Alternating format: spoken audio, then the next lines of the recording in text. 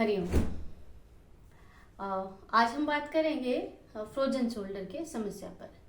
Frozen shoulder क्या होता है, इसके कारण क्या है, इसके लक्षण क्या है और इसके उपचार क्या है, आसन क्या है, कैसे अभ्यास किया जाए और कैसे घरेलू उपचार करके भी इसे ठीक किया जाए, ये सारे हम इस वीडियो में आपको बताएंगे। ठीक है, तो सबसे पहले हम बात करते हैं कि फ्रोजन शोल्डर का लक्षण क्या है। आपका जो हाथ है, खासकर दाहिना हाथ सर्दियों में अधिकतर जो समस्या फ्रोजन शोल्डर की तकलीफ देती है वो सर्दियों में देती है।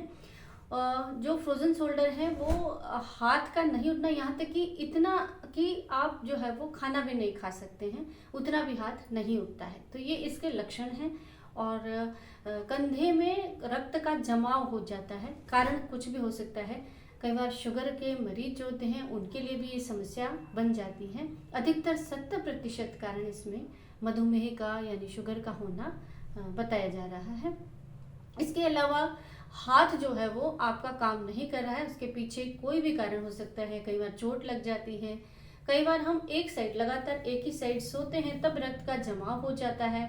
कई बार हाथ को हम बहुत ज़्यादा काम नहीं करते हैं, अभ्यास नहीं करते हैं, अपने योगाभ्यास के द्वारा अपने शरीर को चुस्त दुरुस्त नहीं रखते हैं, तब भी रक्त का जमाव संभव है। इसके अलावा हड्डी में क्षरण, आपस में हड्डियों का ज़्यादा अधिक जुड़ जाना, नज़दीक आ जाना, उससे भी पेन होता है।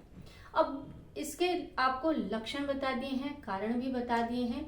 हमें इसका निवारण कैसे करना है ये बहुत ही आसान है। अब आपको मैं एक बात का श्योरिटी देती हूँ कि अभ्यास के द्वारा फ्रोजन शोल्डर को ठीक किया जा सकता है। लगभग आप इसको लगातार करें तो 99% आप अपना इलाज स्वयं कर सकते हैं। ठीक है, तो स्वयं कर सकते हैं तो आप बिल्कुल इस वीडियो को ज़रूर ध्यान से देखिए और एक एक अभ्यास को ध्यानपूर्वक करेंगे तो धीरे धीरे आप उस पर अपने अभ्यास के साथ लाभ प्राप्त करेंगे। ठीक है, तो यहाँ पर हम बात करते हैं कि हमारा हाथ जो सीधा है बिल्कुल, इसे हम कितना ऊपर उठाएं, कैसे घुमाएं।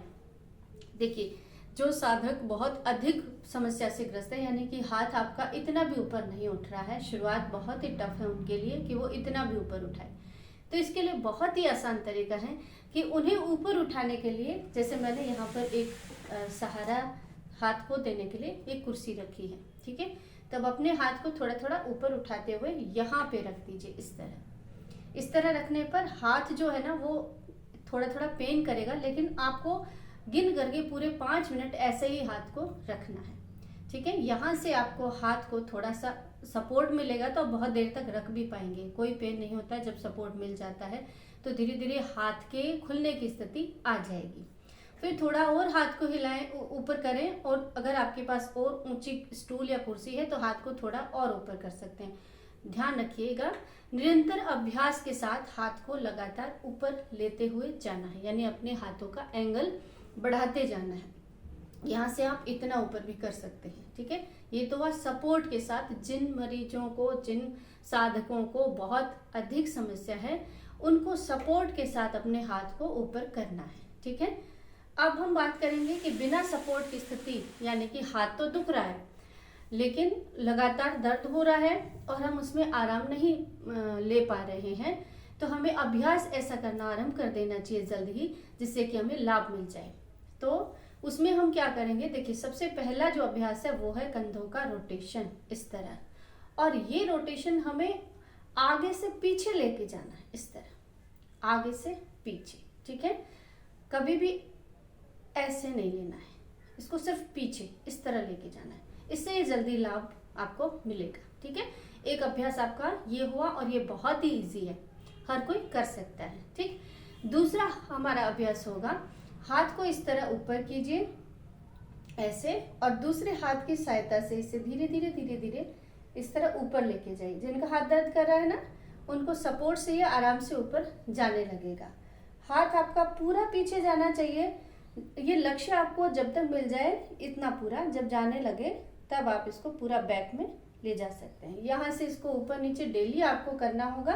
पहले आप 5 बार ऐसे करें, फिर नेक्स्ट डे आप इसे 10 बार करने का प्रयास करें, फिर 15, 20, इस तरह आप आगे जब इसको घुमाएंगे हाथों को, तो तो ये आपका फ्रोजन शोल्डर से आपको लाभ मिलना शुरू हो जाएगा। ठीक है, और भी इसके अभ्यास हैं, जैसे कि हाथ को इस तरह किया, और ये जो अभ्यास है ना ये बहुत ही अच्छा है। जो साधक रोजाना अपने अभ्यास के समय इस अभ्यास को लगातार करें, यानी आपकी कोहनी मिलनी चाहिए, तो उसे तो कभी फ्रोजन शोल्डर होगा ही नहीं। ठीक है, तो ये बहुत ही आसान तरीका है अपने कंधों को जाम से बचाने का। ठीक है, ये क्लॉकवाइज और एंटी क्लॉकवाइज इस तरह 5 ये और 5 ये, इतना आप कर लें डेली, इतना भी बहुत है। और यदि समस्या है तो थोड़ा बढ़ाते जाए संख्या को, हाथों की संख्या को, रोटेशन को बढ़ाते जाएं। ठीक है, अब ये हमारे बैठ के अभ्यास है कि हमने इसको बैठ के किया और हमें धीरे धीरे लाभ मिलना शुरू हो गया। अब और इम्प्रूवमेंट चाहिए तो आप इसको खड़े होके भी कीजिए।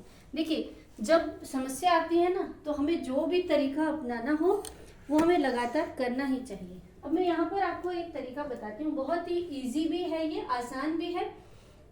क्या करना है, इस तरह रिवर्स, इस तरह रिवर्स वॉक करनी है। ठीक है, और हाथ को क्या करना है, बहुत ज्यादा इस तरह हिलाना है। ठीक है, ये हमारा तरीका होगा। आगे जाए और फिर रिवर्स वॉक करें, फिर चाहे तो घूम जाए और इस तरह रिवर्स वॉक करें। इससे ना बहुत जल्दी हाथों में जो है ना वो दर्द ठीक होता है। ठीक है, तो ये हमारा एक अभ्यास और होता है।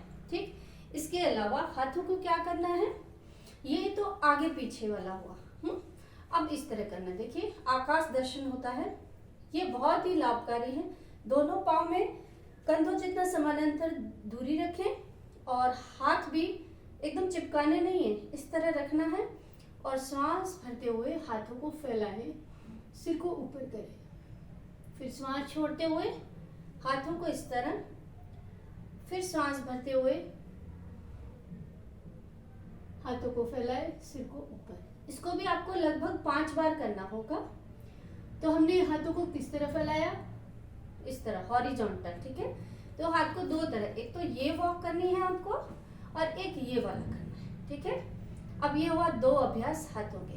तीसरा अभ्यास मैं आपको बताना चाहूंगी, वो तो बहुत ही आसान है और आप आराम से इसको कर पाएंगे। वो है हमारा इस तरह 1 2 3 4 और 5। इसको दोबारा कीजिए उल्टी साइड से, 1 2 3 4 और 5 और रिलैक्स। ये एक राउंड हुआ। ऐसे रोजाना आप 2 राउंड, फिर आगे बढ़ाते जाइए, 3 राउंड, 4 5 बढ़ाते जाइए। ठीक है, तो इससे आपके हाथों में फ्लेक्सिबिलिटी वापस से आ जाएगी, आप अपनी शक्ति को पुनः प्राप्त कर लेंगे और बहुत ही जल्दी आपको फ्रोजन शोल्डर में आराम मिल जाएगा। इसके अलग अलग तरीके हैं, बस आपको अपने जाम हाथों को मूव करना है, हिलाना है और अलग अलग तरीके और अभ्यास के साथ हिलाना है। जिस कंडीशन में हाथ है, चाहे वो अधिक जाम है तो मैंने उसके भी तरीके आपको बताए हैं, और थोड़ा कम जाम है तो उसके भी तरीके आपको बताए हैं। हाथों को पूर्ण रूपेण आप हिला सकते हैं। बैठ के अभ्यास में आप क्लैपिंग भी कर सकते हैं, इस तरह आगे पीछे आगे पीछे। ये भी अभ्यास बहुत काम का है। दोनों हाथ पीछे लॉक करके, और इस तरह क्या होता है, जिसको फ्रोजन शोल्डर होता है उसके हाथ पीछे नहीं जाते हैं।